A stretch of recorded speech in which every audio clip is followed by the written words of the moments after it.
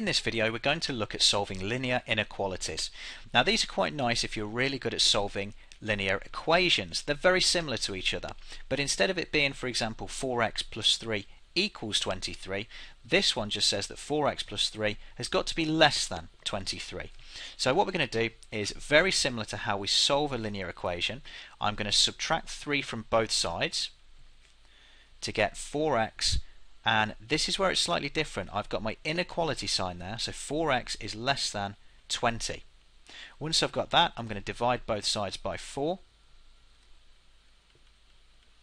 and that gives me x on its own is less than 5. And that's my final answer. So all we need to do to solve a linear inequality is treat it exactly the same as if it was an equation, but remember that it's not. These inequality signs must stay all the way through your calculation. Here's a second example. In this one, 5x minus 2 is greater than or equal to 38. So what I'm going to do is I'm going to add 2 to both sides, giving me 5x is greater than or equal to 40.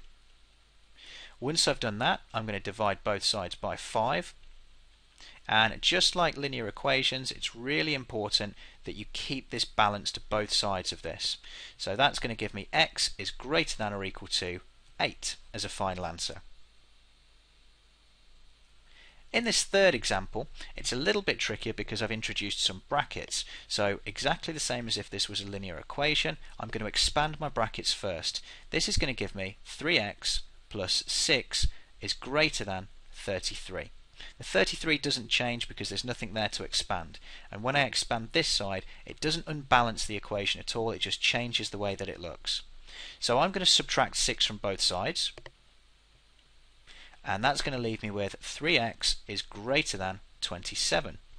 Once I've done that, my final step is to divide both sides by 3, leaving me with my final answer, x is greater than 9. Here are 4 questions for you to have a go at. Pause the video here, have a go at them yourself. When you're ready for some answers, hit play and I'll talk you through them. Okay, let's have a look at this first one then. So first of all, I'm going to subtract 1 from both sides, giving me 4x is greater than 24. Then I'm going to divide both sides by 4, giving me x is greater than 6. In this second question, I'm going to add 2 to both sides, giving me 7x is greater than or equal to 14, and then divide both sides by 7, giving me x is greater than or equal to 2.